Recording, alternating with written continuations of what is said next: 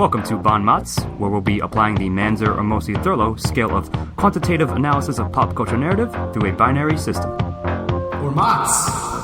This podcast contains spoilers, mature content, and language. Viewer discretion advised.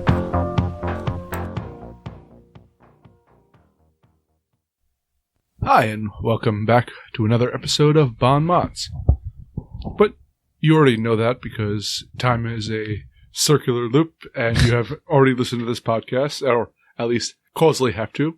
I'm Jonathan Manzer, and today we are reviewing Arrival. I'm here with Scott Thurlow. Hail. Stephen Ramosi. Hello. And Rich Berry. Time has no meaning. Well, our actions in time have no meaning, as Arrival has We're about to discuss told us. all that. But nonetheless, Scott, do you have a funny logline? Yes, so I came up with interstellar logistics, if you've seen Interstellar, or the professor of interstellar logistics as well, as a alternative. Yes, and this Arrival is actually a very technical movie, in that sense Well, I'll get in description. We are combining intro, body, and conclusion into one discussion now. Mm-hmm. Which is even more pertinent, given the nature of this movie. It works perfectly for this one. So, basically, the overall plot is that aliens come to Earth, and everyone starts freaking out. I mean, really start, rioting, and countries are preparing to go to war. When don't we freak out when aliens happens in a movie? As 12, I think there should be another movie about all of that. All right. 12 of these pods end up descending upon Earth in random locations. And we follow a linguist who is tasked by the U.S. government with communicating with the aliens. It is Dr. Louise Banks. Played by Amy Adams. Yes, played by Amy Adams, who joins forces with a theoretical physician, Jeremy Renner, and the colonel in charge. His name in the movie is Ian something. Oh, yes. But he's Jeremy Renner. But also Jeremy Renner is a theoretical physician in real life. That's true, too. So, and Forrest Whitaker is Colonel Weber, who is in charge of the whole operation. Mm. And it kind of follows cuts between Amy Adams' past or future with her, we'll get into the whole thing, with her daughter who dies of a rare illness, and her attempts to communicate with these aliens. She ends up deciding to use kind of English script to see if she can communicate with the aliens through that. They respond with this kind of the aliens are kind of squid-like, in a way. Very squid-like. And they end up shooting out ink-like, circular language. And they end up doing a whole translation, and it finds out that it's more or less a benevolent visit, but meanwhile, the rest of the countries in the world are starting to, especially China, Russia, and, the general evils that America views in the world. Right. End up using military force to chase away these aliens who are doing nothing but just kind of sitting there and trying to talk with us. Mm. And Or playing Mahjong. yes. It's the new Red Scare. Yeah. And Amy Adams basically gets kind of mind melded with the alien race, sort of. In a sense, more or learns less the language, which allows her to see time in a circular fashion. Out of joint. So you find out that a lot of what you thought was happening in her past were in fact future events. And yeah, they eventually the aliens came down because 3,000 years from now, they're going to be in a war and they're going to need the... well, they never said war. They just said we'll need humanity's help. Fair enough. Yeah, I'm a human, so I imagine it to be war. And they maybe it's give to us figure the time something to else see out. kind of that circular time. They're fighting the brain spawn. Sorry. And that'll be and that's basically the plot of the movie. There was one little quick subplot. Maybe we'll talk about it later, so I'll save that for later. But there's one little detail that sort of is very tertiary that happens, but we'll talk about it later. But yeah, you're right. That's pretty much the overarching story. It's pretty straight on. There's a lot of talk of linguistics and science in between, which is interesting and pretty well done, I think. That's the most interesting part of this whole movie to me. Yeah. The in-between parts with the daughter can get precious and saccharine. Yes. Especially at the end. Other than that, it's a really interesting idea, and I thought it was a well-done movie. Sure, it's an interesting idea. My problem with it is that, sort of what you just said, Steve-O, they did too much of the the daughter thing and like, yes, I'm a monster. Like, I just don't care. Like, that was the least interesting part of it to me, even though, yes, it was. I felt it would have I would have liked it more if maybe I had kids. Yeah, like, It would have. yeah, I understand it's resonated integral with me better. to the story, but. Well, I would say it's about 75-80%. Very slow-paced science talk, which I really enjoyed. Yeah, that was fine. Hold on. Go ahead. You say it's fine. Steven says it's fine. I say it's fine. I'm sure Rich thinks it's fine as well. But I think the average moviegoer will either be confused or bored. Which is, by a lot of I those think, scenes. why they dragged a lot of a lot of points out to try to like Yeah. lowball it in for people. Yeah. Well, there is almost no kind of. If it was just a dry science film, they needed a aspect to humanize her Sure. as a character, and I get that. I think that's what the whole. Granted, it was not always poorly done, but overused to the point when it got exactly. to There was too much grating of it, at times, especially towards the end. I think. I would be especially the end. I would be Yes. really interested just to hear what other people thought of this and what they thought of the scientific parts and what they thought of the parts that were supposed to be, really heart rending and Tugging out your heartstrings there, yeah, Yeah. sure. No, I mean, like, Maybe next time we go see a movie like this, I'll just ask people when we leave the theater. sure, that'll be On the horn yeah, special. that'll be our new show, Yeah. on the horn on the spot. We had a pretty filled theater, and Yeah.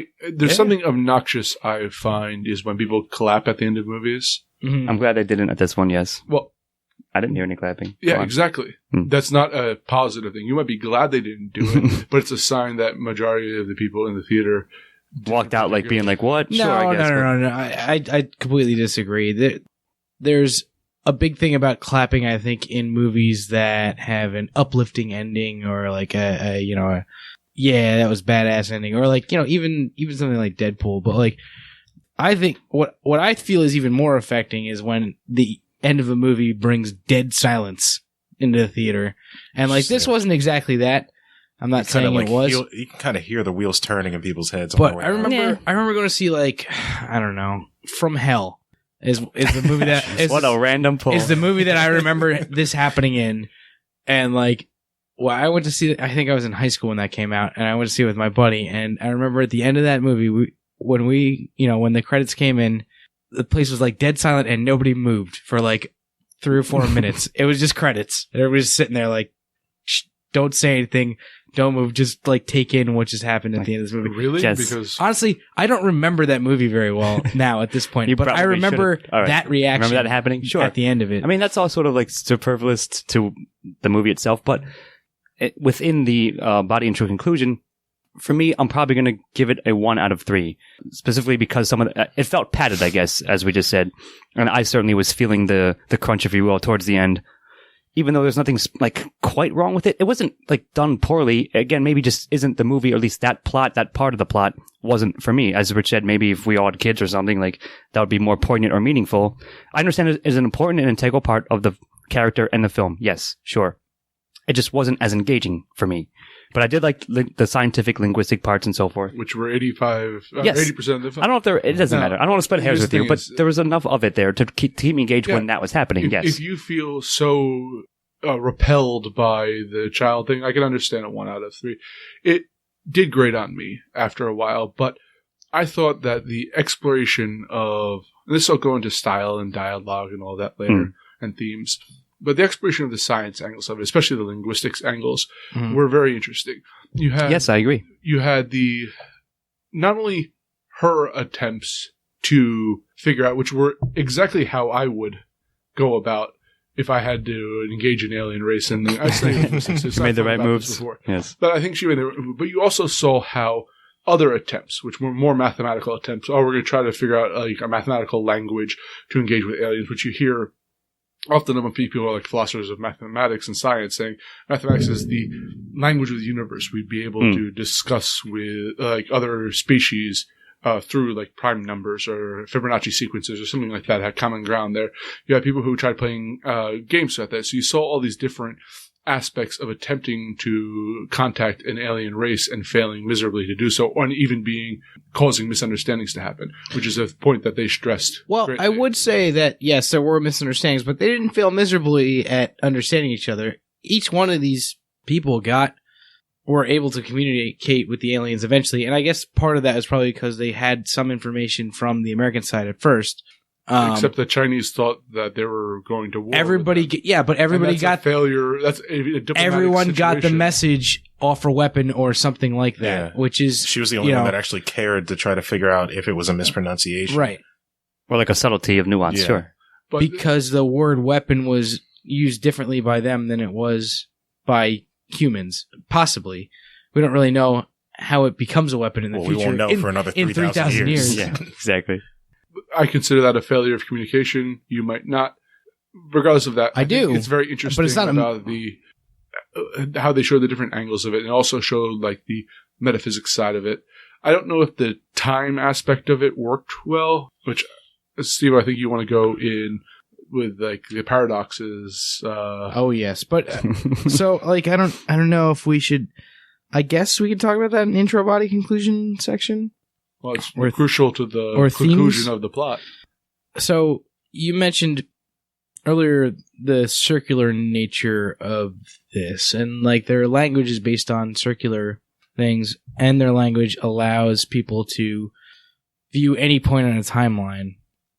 But I don't know if it's exactly circular. It's kind of as though it's certainly not time's straight arrow as everyone kind of understands time as like, you know, you start at one point and you go forward in time until you die, basically. What understanding this language allows them to do in the movie is to see every section of your timeline, I think, because she can't see anything outside of her own experiences, her own life, past or right? future, sure. So, like, it allows you to see any point on your own timeline at any given time. It's basically as though you can like look at your entire timeline and be present in those moments At any given point. At any point, yes. But how I think it works more if you actually is more of its impressions that come up. So if you have something that reminds you, like in regular life, you're living in your present moment. But if something strikes a chord with you, it'll bring up a certain memory memory of something. back. Yeah, So I feel that it works. but in I think the film did similar make fashion. That being the pretty case, clear. you know, that would be. So here's the problem. This is like a massive paradox that the effect causes the cause in this, right? So she sends a message to herself in the past that causes her past self to Yeah, it's a grandfather paradox, essentially. to solve the problem that she's having, right? So it's like knowing the answer. It's a bootstrap paradox, actually. Yeah, exactly. Knowing the answer that she sent herself, she can solve the problem because she solves her own problem from the future. But the issue right? With that is that's viewing it in a linear fashion of there's events that happen in the past, whether you want to do causation or not, but I can't affect things in the future. If you're actually living at every point in Well, that's what I'm saying. At the same point, you can actually have causal effects the opposite way, which something because time is not a linear motion. It's you can have Right. things It's that no longer a affect straight the line, future. as you said. The future Yeah. can affect the past, but we're not using past and future in the same fashion. Right. There is no more. So in this, Like Dr. in this Manhattan, sense, who has 3 conversations with 3 different people at the same time Yeah. at different points in time. right. In this sense, there is no past or past and future cease to exist. Everything is present. Mhm. Right. So this is really this is really tough to explain. It's the metaphysical shit, Think sure. of time as like space. So like you're just over here in time instead of being over here in time. You know, like Yeah. And I'm on the other side of the time room instead of being on this side of the time room. No, sure. I mean, and that's like... So you can go and like move things around or you can go and like do things in different sections of time whenever you want. That's sort of a known thing, like, and you know, we're not my own personal research about physics and so forth, about Right. time and so forth. So yeah, I mean, that's a fine analogy, and yes, it's used in the film as such, more or less, however you guys want to split hairs. But yeah, it's enfolded in there, entwined in, so that happens. But what do you think of how it was used, I guess, is the question at hand here. As pertained to the narrative. So I liked it, and I think that this all depends on how you want to view it. It's certainly, if you believe that time is all existing at once, and it's like there's no such thing as past or future, then that works fine. As you know, like you know that it's not actually a paradox because you can change any given point, and it'll affect past, future. It doesn't matter. As far as the intro body conclusion goes, I'm probably going to give it a 2 out of 3. The conclusion got a little bit sappy.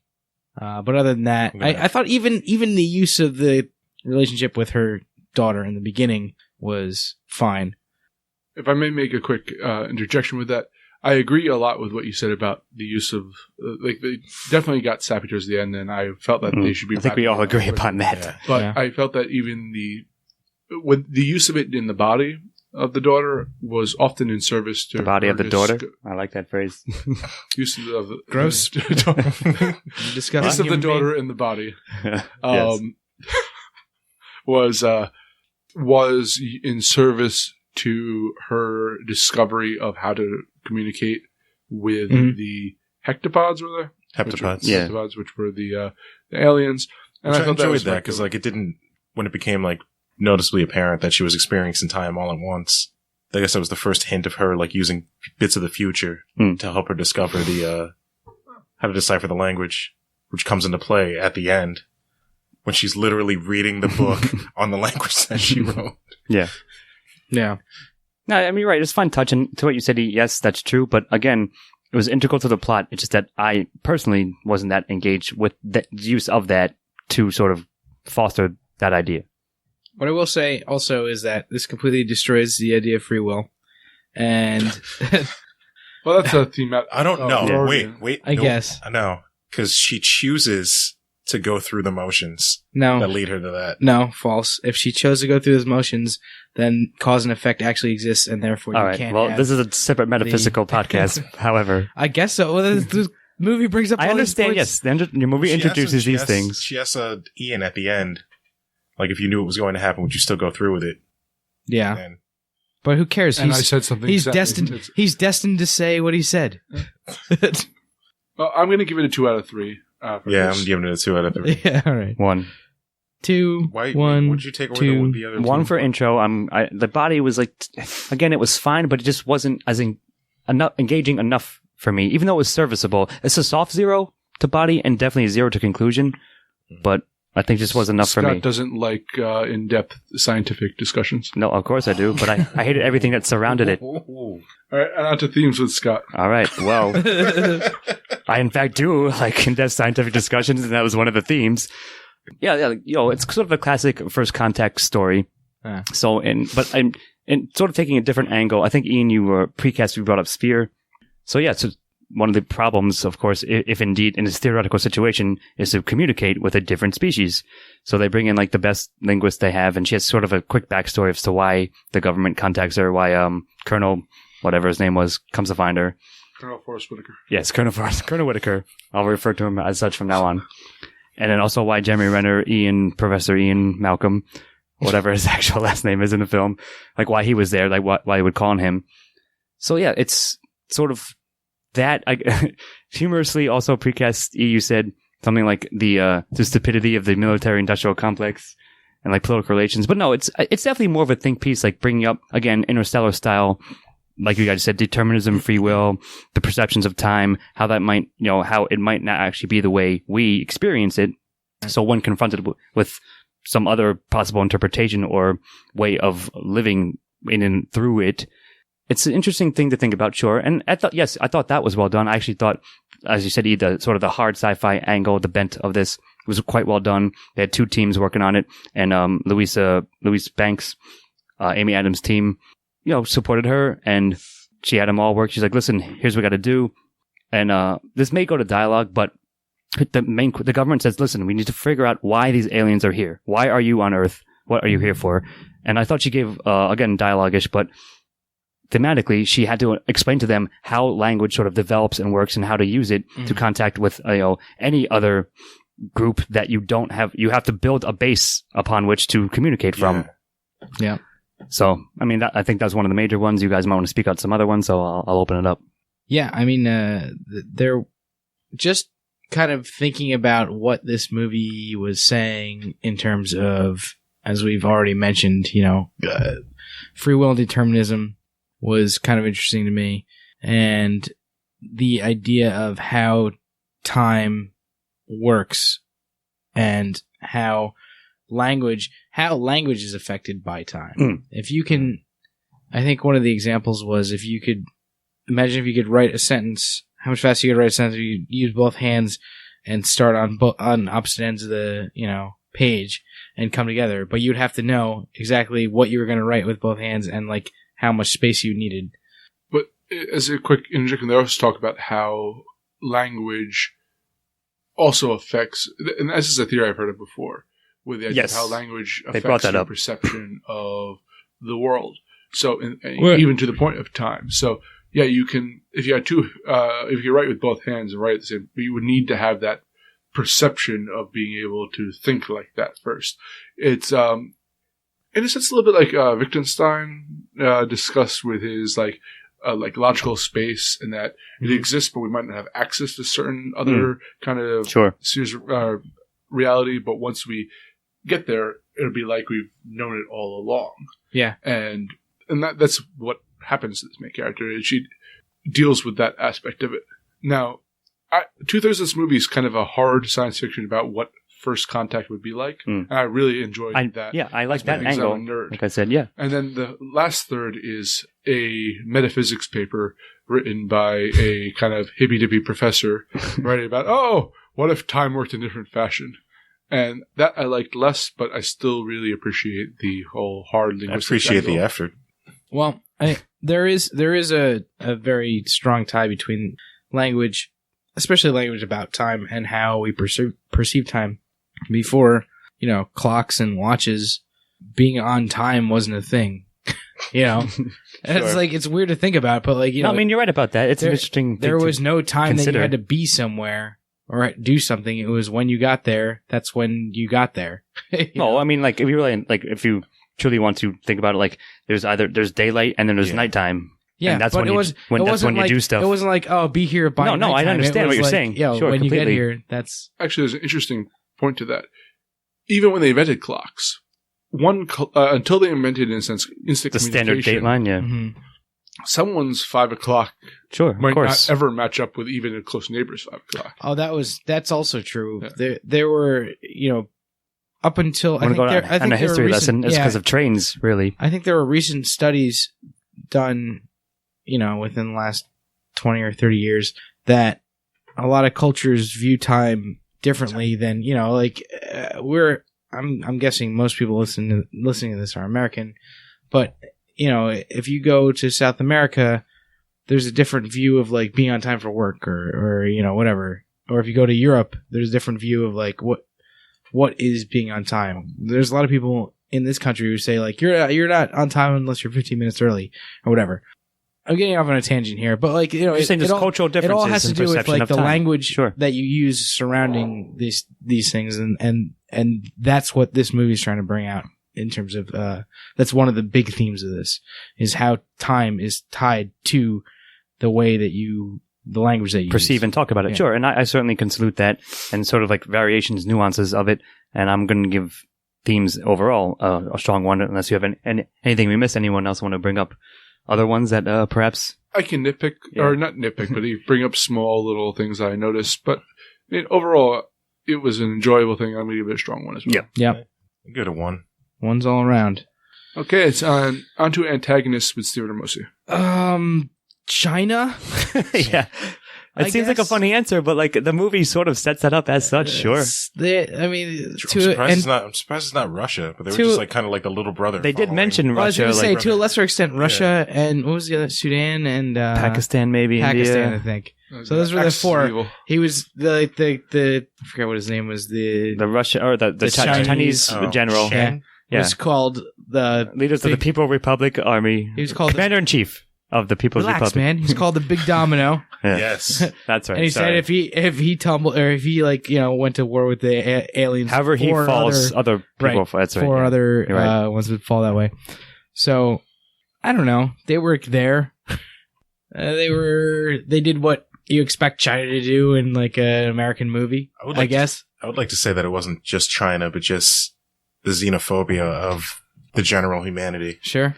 Yes, the stubborn stupidity of humanity when like confronted with what they might perceive as a possible threat is just to go and on the aggressive. All it took was like a YouTube podcast to like send these guys into the ship with C4. Yeah, well, maybe our podcast will do that someday when aliens invade. But I mean, you're right. You're right about that. Maybe Like those D-bags are the real antagonists. no, go ahead. Was the YouTube channel an XP for Glenn Beck, because that's what it felt like. for Alex Jones and Maybe, yeah, it's it's actually something you're very right. much You're like right. that, It felt yeah. more like that. Yeah, no, you're right. I mean, that was a funny touch, but you're right. Like, I agree in general. The antagonist is like that. The mindset of humanity, of that section of humanity who will think that way when faced with such a situation. Yeah. Well, I completely Sure. believe it because humanity, like, if the slightest thing Our dicks, goes yes. against their beliefs, they run around like chickens with their heads cut off. Well, So- just look at Yes. this past election. Yeah. The enemy is us, right? It's not like the aliens. It's our prejudices against them. My problem is that It's funny because you can say the same thing for the protagonist, though, in this. Yeah, well, I probably will. I'm waiting to get to that, but this movie is sort of pardon my language, a hand job to the intellectual elite I will not pardon your language. who feel that, like, oh, I wouldn't be rioting if aliens came down. I would be trying to. Oh, look! If only scientists were the brains of the world, everything would be fine. it's like the Martian. Yeah, but kinda then they thing. were. They were. And then like, what was it? Fucking 11 So- out of 12 so it scientists proves those- came to proves the those same elites conclusion. right. Well, no, it doesn't prove that right. Not if that's their intent is to give that message. It's not like it's. I don't think that was no. their intent either. I want to but- point one thing out, and it's funny because Rich turned to me in the theater. So what happens is when China decides to, they're reporting that they're making aggressive stances towards it, and so until this point, all the countries who had the ships in their territory were sharing information that they learned. So they were talking to the aliens. I think we forgot to mention that the alien ship door opens once every 18 hours or whatever.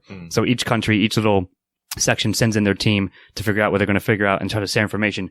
China goes dark, and then, as you said, the big domino effect happens. 4 other countries follow, and then America decides to like basically do the same thing, like for different Yeah, reasons. and And then everybody else goes. there's a big board where like it all goes dark, and Rich is like, "That's the dumbest idea ever." And I was like, "I certainly agree." Yeah. Completely fucking stupid. Like they, But that's the mindset of them, and that's what was sort of like was causing the downfall, essentially, or at least until that point. but like they never really like actually explained what was their explanation for America doing it. Because all I got was that China did it, so now we have to. exactly. It's Yeah, a big domino. That was the That wasn't- explanation. That was the it. explanation? Yes, pretty much. They're like, "Oh, we're not doing it. China doing it. We're doing it against them. We're not like following their lead, but we're still doing the same action they're doing." It's fucking America. In order to China fuck- yeah. trying to pretend to be cool. Yeah, in order to fuck everyone else and ourselves in the process Yeah. over. So It's like anyway, this will go into secondary characters. Okay. Or whatever. but yeah, so I mean, like, I think it is that, and that's kind of like I'm probably going to give that a 1 because I'm always going to say like humanity against itself. Oh, humanity humanity fucks sucks. itself over all the time. Yeah, Sure. I'm going to give it a 0 because Don't tell me I you have could more s- faith in humanity. I could see through the blatant The straw man attempt to- kind of Yeah, thing, the straw yeah. man. Actually, that's perfect. It's a straw man argument. I there, get it, so I'm but gonna- still, I still think the argument I is think correct, even though they use strawmen in the film. It's pretty sound. I Yeah. think I'm going to agree with Ian. I don't know. It just was like replaces with literally anything else. I don't care what it is. This antagonist is going to be the same. Like I don't know. Well, all right. Let me just. The humanity against itself is way too broad because you can say the exact same thing about protagonists, and I'm just not gonna like, oh, it's not humanity versus. I guess it is humanity versus itself, but you can get way more. It's intelligent humanity versus the Nailed worst down than aspects that. of humanity. But think of it this way: would you think would be better or worse if the aliens actually were antagonistic? I think it would be a completely different movie. It wouldn't be this movie. Sure. Okay. Also, You're if right. you're going to have such an abstract kind of villain as humanity, you need to be personified in a certain manner. So, It for instance, was. in Aliens, you had Bill Paxton, was it? Yeah, it's personified with the Chinese general, though, more or less. He's the face of this kind of mindset. Yeah, but he... And then he becomes a. Becomes a believer. Yeah. And you have the CIA guy. Any of those could... I mean, granted, Yeah, it's not even- the intent of the film. Even him, I was to feel like have he antagonists. wasn't too much of an antagonist, Yeah. though. Exactly. Like, he was like, they did a really good job of showing Yeah.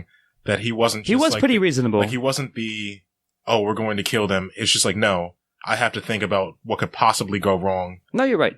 You're while right still about that, having Rich. hope that it's not going to. He was reasonable enough, like Well- throughout. He wasn't like just a gun toting. Like we got to do it now. He was listening to the what they had to say, but eventually he came to a point where he was like, okay, this is enough. They did show a side to him that you couldn't see when it was really tense in the camp, but the only ones that they didn't show that side to was the Russians when they just killed the fucking guy on the open line. Sure, when they was trying to broadcast. But there's something I forgot to mention. I think maybe we should bring it up here. There was a very, very small side plot where one of the like sort of mid-level soldiers decides to place a bomb in the alien ship. Yeah, because he's listening to fucking right. Alex, So like he was sort of like convinced to that, and also his wife crying. Yes, because their daughter, like or kid, he's sort of a side character. Like not sort of, he is. I was saying precast. I thought that was the worst motivation. He could be removed from the film completely. I thought, yeah, that was completely ineffective. Exactly. To me. Here's the thing is, yes, it was ineffective, but I understand why it was necessary for plot reasons, where they needed to isolate the scientific team from the aliens and stall progress so that you can further the ending there. I understand why he did what he did narratively rise, but it could have been done better. Yes. I wish it was done better. Yeah. So, I wish it was done differently. He was sort of the CIA the fact that what I really was bothered by. He was sort of the agent of that, but anyway, go ahead, Steve. What I was really bothered by in that was the fact that they felt they needed to bring like explosions and like that kind of conflict into this as well. This had been a movie where you had avoided doing that so far. It's not like Alien. You're not going in and trying to fight an alien threat. You know what? It didn't even have to be from the American side either. They had already set it up for somebody from China to do it. Yeah, that's maybe the Russians. Exactly. Rich, that is exactly what I said on the ride back from the movie, where I was like, they could have just easily had China just try to blast it out of the sky, and the same like sort of result would have happened anyways. Mm-hmm. Yeah. And you're right, Steve-O. As also I said that it was an excuse to have a cool explosion in 0G for like a minute, and that was it. But anyways, we're giving our scores except for Rich. What are you giving it? Protagonist, I'm definitely giving it a 1. So 2 1s, 2 0s in this? Simply because I like the way that they did this. Yeah, I agree with you. More so than some movies in the past. Yeah. All right. Well, continue speaking, Rich, with Protagonist. All right. So Protagonist, we're doing just Louise Banks. I'd count her like 90%, maybe Ian a little bit there. Ian's kind of like... He's like along for the ride, I guess. Kind of window dressing. All right. I like that, sure. It's arm candy. Yeah. Little nerdy arm candy. All right. I can be cool with calling Louisa the one and only protagonist, sure. She was a smart protagonist, made all the right moves, had legitimate reasons for doing what she did, and was very good at convincing the higher-ups in the military... Well, her liaison with the higher-ups in the military to, like, go along with her plan. Yeah, when they questioned her, she was like, listen, you want me to do this job? Here's how I gotta do it, so fuck off. Yeah. I'm doing it the way I need to do it. The kangaroo story she told. That was genius. Yeah, it was brilliant. It was great. I was like, what she was telling me, I was like, is that true? That sounds like bullshit. Exactly. I thought to myself, I'm like, I don't remember. I'm pretty sure I would have known that if it was an actual fact, but no, you're right. Hey, go on. Man, I like the leaps that she makes and never really faltering in her stance on how things should be done. Her conviction to how she's going to do it. Yeah. Her conviction never falters. No, I agree. Yeah. She's smart, capable. Like they tapped her for the job, and she takes to experiencing all of time at once. Yeah, sure, pretty well. Yeah, she figures out like a fish to water. She kind of figures out what's happening and then embraces it. She becomes a lot weirder after the fact. Saying, I forgot how great it was to be held in your arms. Who wouldn't be? Like what? Stop being so weird. It'd be like if I said to you guys, why do you keep saying things like that? Our daughter's gonna die. And then, well, I mean, the movie they didn't show that scene, but it implied that they spelled it out. Right. She didn't actually say it to him, but like they didn't show her saying it to him. Show her saying it to him. But regardless, it was there. It was like I said to you guys, hey, remember that party was awesome? And you're like, what party? Oh, a week from now, we're going to have an awesome party. Or whatever. So sure. Like, I mean, just in general, yes, I liked her backstory, her character, and how, like you said, Rich, how intelligent she was, how capable she was, and how she applied her skills to the situation that she was called upon for. But Scott, a week from now, I already know that I'm going to be very disappointed. Probably. Well, the party's tomorrow, guys, so see you in a week. Tomorrow is a meaningless term. Scott's going to show up a week from now. Yeah. I was already there last week, dude, and there was no party to be found. But anyway, I'm definitely give Amy Adams, Louise Banks a 1. And her acting was fantastic. Yes. It was quite good, yes. I'm going to give her a 1 as well. And Ian, are you going to give her 1 too? Absolutely. The old 1 too? All right. 1's all around. Ones. It's not just supporting characters. With me, a fairly good cast. It was well rounded, sure. I think Jeremy Renner playing Ian Donnelly. That was his last name? Yes. Yeah, no, it's Wow.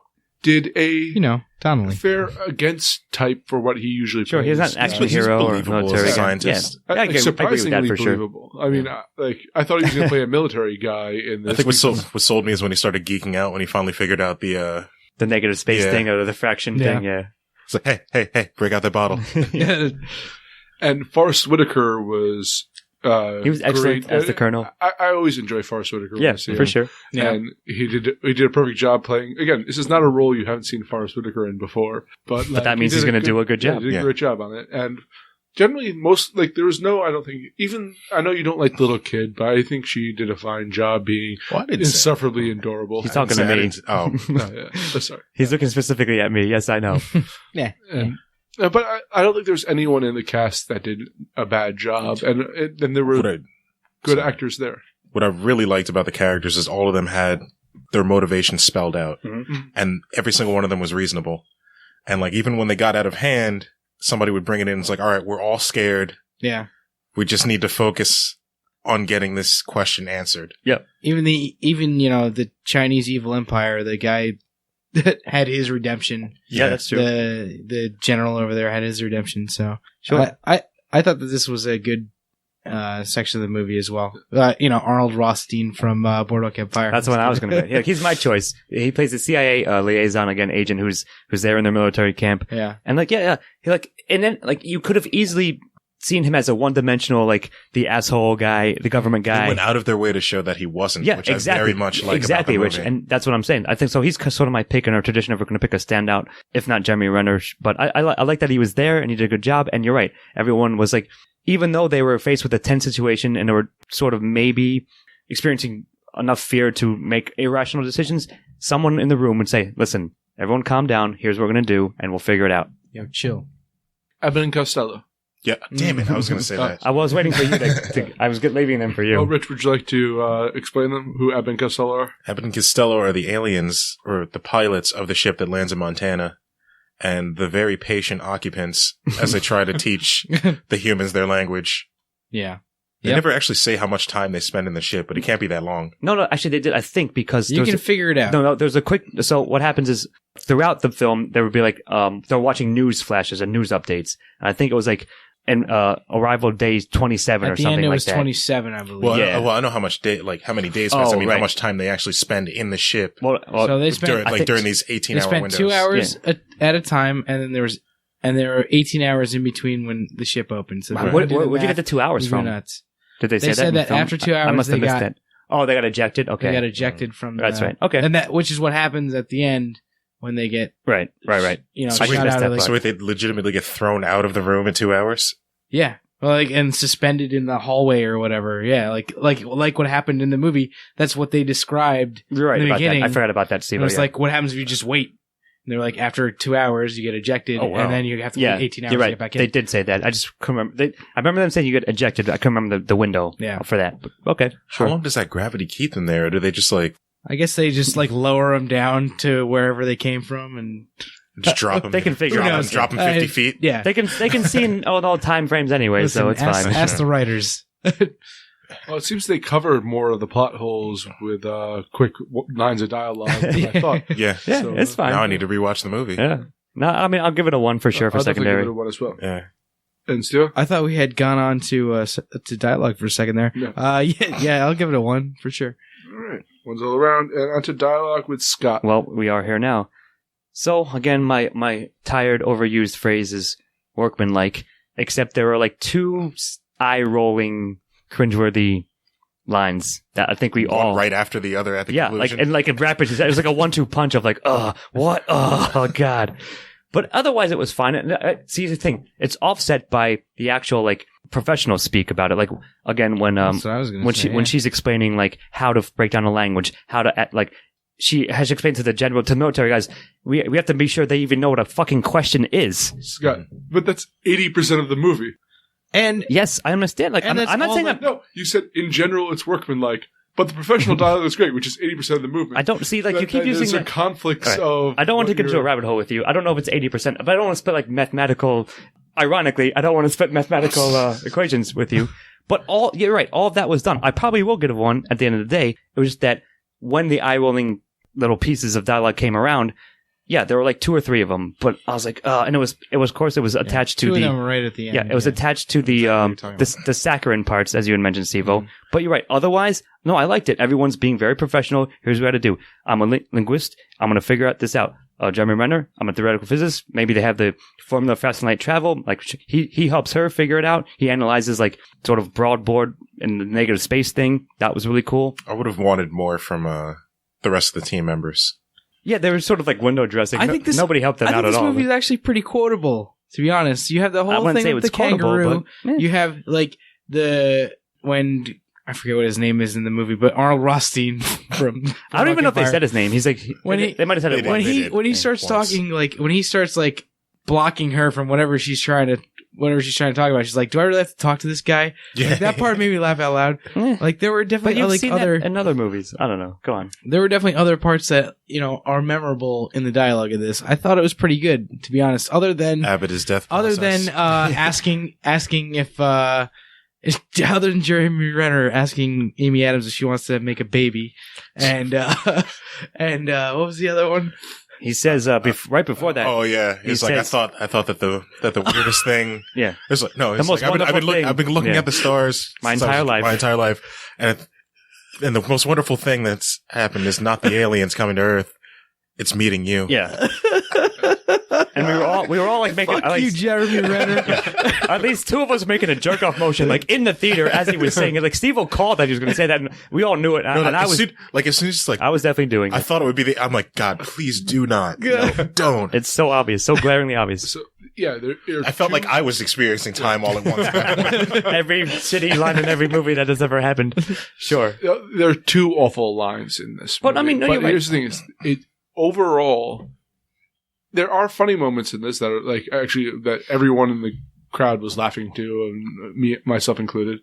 There was really quality intellectual dialogue, which they didn't they didn't have to over explain anything or feel the need to. They would drop in a lot of like kind of Easter eggs for people who are nerds. Yes. I felt like I was back in the lab with Bruce Banner and Tony Stark. Yes, Yes, that's exactly. fair enough. That's really good. Good parallel And there. I really enjoy. I hope this continues as a trend because it seems like once a year, like one of these movies comes out where they just have like the hard science. Yeah. It definitely reminded me of quite a bit of The Martian and that front, and I like that again angle for it. So with the whole zero sum gain, Non-zero sum. Non-zero sum gain, they did a great thing, which they did explain it to the audience, but did it in a way that you didn't know you were being It explained. wasn't exposition dumped at you. Yes. They basically had Amy 'Cause Adams' daughter come up to her and like, "Oh, what's this like word I'm looking for?" And Amy Adams was spitting out all these different She's things. like win-win. She's like, no, more scientific. Yeah, and then it would go into the present moment where they would bring it up, and then it would flip back to it. Yeah. And like, oh, the word you're looking for was zero, which both implies the time aspect of it. That's the But first. That's also the first in-your-face look at the time. I think the only thing that ruined that scene for me is when she just like her daughter like looks down knowingly at her. She's like, "That's it," Yeah, thanks. and then goes upstairs.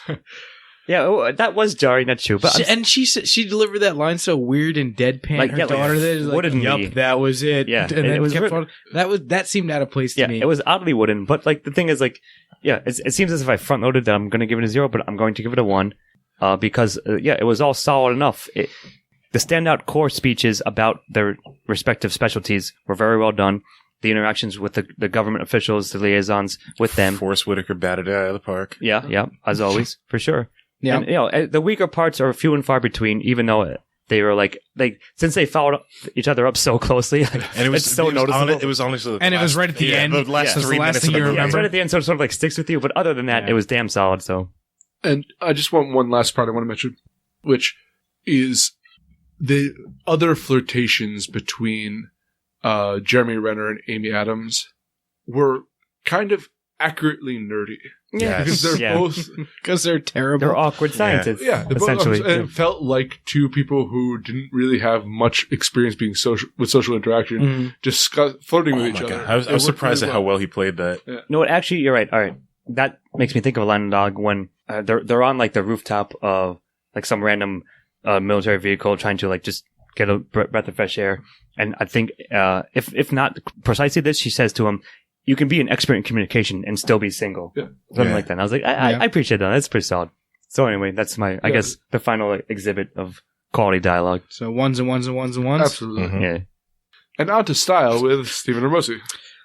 The style of this was actually pretty interesting. This is going to be a weird one for me because I usually get really into style. I don't really remember much of the music in this. I do. It's I do. I It's mean, very it's- jarring. So it's not so much music as like this like hard. It's not even sound effects. You're right. I guess it is like soundtrack, but it's this. it's like a these, deep like, cavernous it's booming. these- yeah, Mhm. exactly. It's a lot of like Mhm. very. I don't even know if it's bassy. Yeah, Yes, I guess it is bassy. bassy. I guess very bassy I would say that. stuff. But just the visuals in this movie are really really interesting. Mhm. Very cool, especially the scenes where physics doesn't work right and like and Gravity is awry. yeah, and you know the whole environment that the aliens live in is really interesting visually, which is just a smoky environment, and you don't really know what the atmosphere in there is like. But apparently, it's breathable because Yeah. Amy Adams goes in there at some point. Which doesn't make any sense for why it would take 18 hours to make it. They could I mean, just be so, doing their yeah, own thing. I mean, ostensibly, they That was a conjecture. yeah, exactly. They Never said conjectured that. that. That's true. They might just be like, "Hey, get the hell out of here for 18 hours. I need to jerk off or whatever." The aliens jerk off. Maybe for they a were really long sleeping time. They're probably a like couple. who knows? But like, It never says why that was happening. Sure. That's true. where was I? You're about Cool the style. It was music very and the cool style. and the Go ahead, cinematography. Ian. I really, really, really enjoyed the claustrophobic sense that they foster. Most of the movie takes place in Montana on a big plane. And yet, somehow they always make you feel You're in a that crowded tent or you're in a crowded ship. Yeah. like corridors Yes. of tents. Yes. Or you're in a hazmat suit in like with a breather on underneath it. It's like suffocating. And, I was trying to figure out like why he asked her. Well, the doctor asked her initially why she was claustrophobic. No, are you claustrophobic? I think he yeah, said, Are you Are you? claustrophobic? Yeah. Are you claustrophobic? But the room was pretty spacious. yeah, but the spaceship quite kind of, I mean, it is and it isn't. Maybe like going up the corridor to it, kind of just, kinda. yeah. I mean, I see what you're it's, saying. it's slightly bigger than an elevator. It's sort of like a nitpick kind of, but yeah. So it's a You're right. good amount bigger than an elevator. yeah. Also, if you have to go in a hazmat suit with a breather on, like that might Yeah, give you might induce I it, guess sure. so, yeah. But even like when you have open spaces, it's generally heavily fogged too. Mm. So it's always like kind of oddly enough for a movie that isn't dealing with horror element, it's a very oppressive feeling the entire time. Did anybody else notice the weird cloud formations as they were coming into the valley or whatever? Yeah, I think that was on Yes. purpose. I did notice that. I believe so I was too. going to But speak like, about it looked that. like clouds were basically just coming down to earth. Like The were fog was sit- cascading. It was over just mountains. sitting on. Yeah, it was which just kinda sitting there. Fit with the ships turning in the clouds. later. Exactly. Yeah. That's sort of Yeah. what I wanted to speak about. So everything you said, like there's a great shot early on when they come to pick up Amy Adams from her apartment and the military that is, Yeah. and the helicopter flies out. It's a huge, like pullback shot, like Right. an amazing sunset as the copter flies out. I thought like some of those kind of shots, like the landscape shots, Yeah. and when they arrive at the military camp in Montana, that was very nice. Like again, like broad view, like bird's eye view almost shot.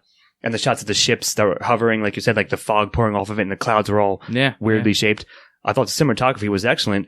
And yeah, in the scenes, like when you're supposed to sort of feel like you got like people working, set up a whole bunch of computers, like in a little military tent, like there's no space to move. You're trying to do your work and like everyone's like wandering around, like in your way. When they had all the Even the little war room is like a cramped Yeah. tent. So like, yeah, it was damn, like I think this is one of the standout parts of this film. There are two things I want to I agree. talk about. The first is the reveal of the aliens. I love how they did that. Mm. How like usually in the movies and it's like, so what do they look like? They're like somebody will give like maybe a humorous Like an X plus a Y thing from Earth. Yeah. Yeah. But he's just like, no, you'll find out soon enough. You'll see him soon enough. Yeah. And then like when they always stay slightly out of view. Yeah, they're comes obscured, into, kind of, which yeah. comes into play at the end when she finally sees them at their full size. And And they're mind blowing. enormous. Yeah. It's completely mind blowing. Like if I was in her position, I would have lost my shit. And then 2, the music. At first, it took me out of the movie for a little bit, like because I want to say like the 3rd song and like the soundtrack had that weird like siren-y, It was sort of alien, like klaxon-y kind of, yeah. like sound that just kept playing, Mhm. and then like the way that it was inserted in the movie almost sounded as if it was emanating from the ship, or it was just like the aliens singing. Yeah, I know. I kind of thought that same thing as well, and I thought it was like, yeah, it was like sparse, I guess I want to say, But it made sense to like why, like as applied to the situation. It fit the atmosphere that they were trying to do. Exactly. I would say I don't know if you guys noticed this or possibly just because I was a little tired when I saw the movie, but like there was a lot of jarringly loud shit. I think that was on purpose. The For entire example- time she was in the helicopter was like annoying to me how loud it was.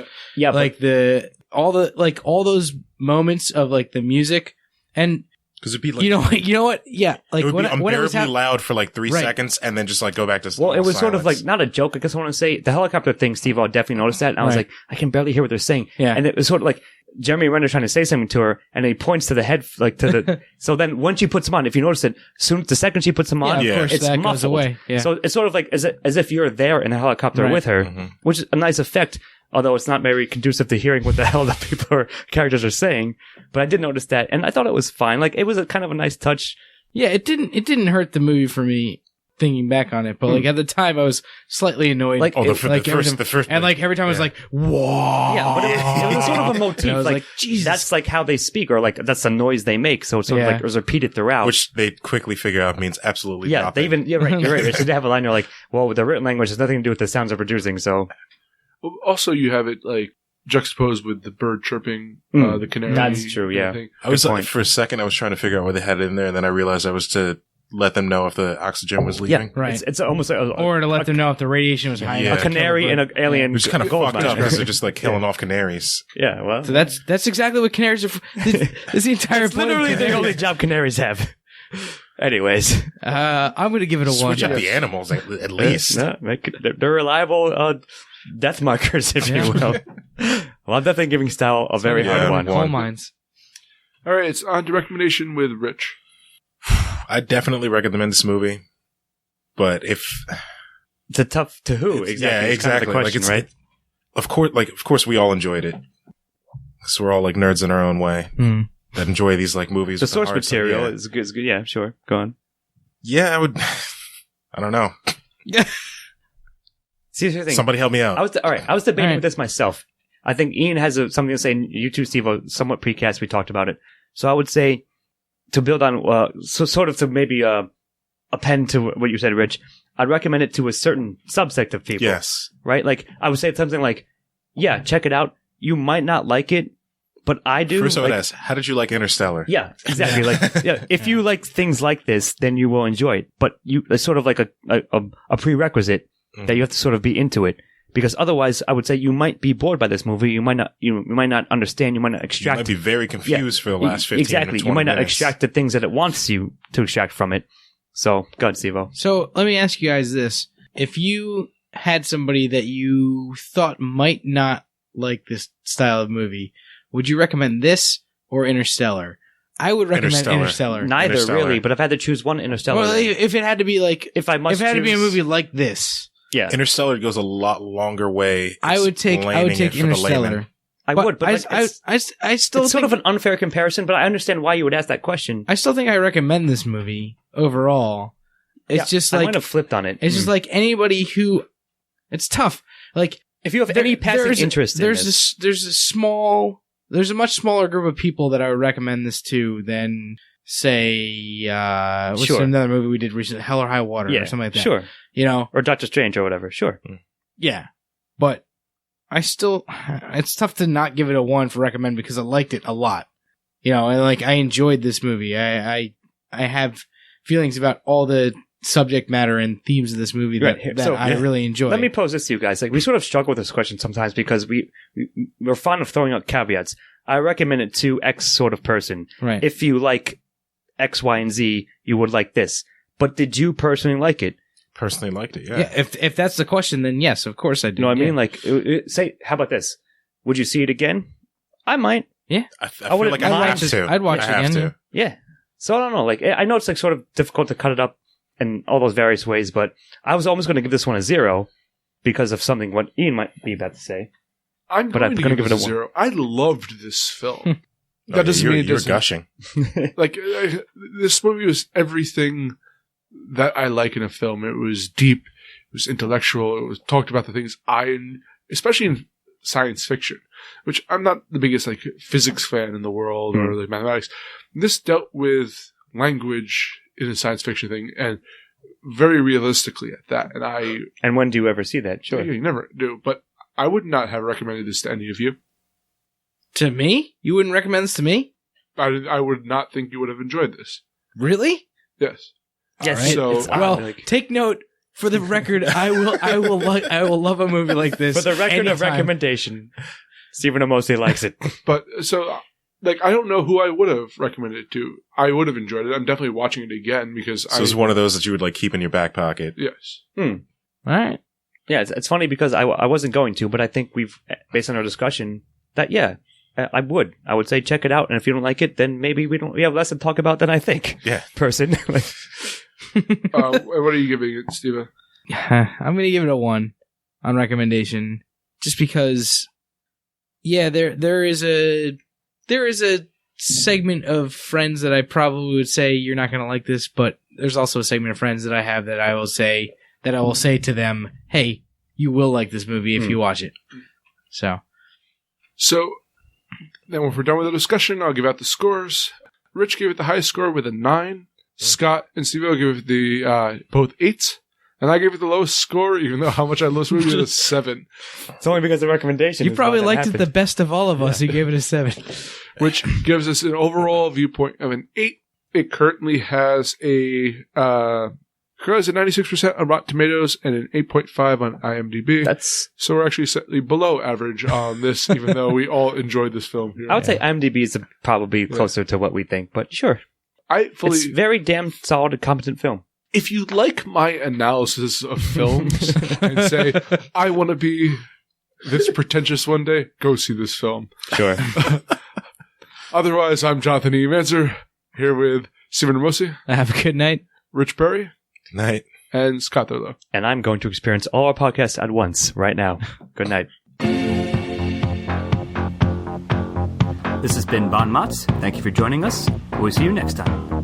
Music by Chris Morgan.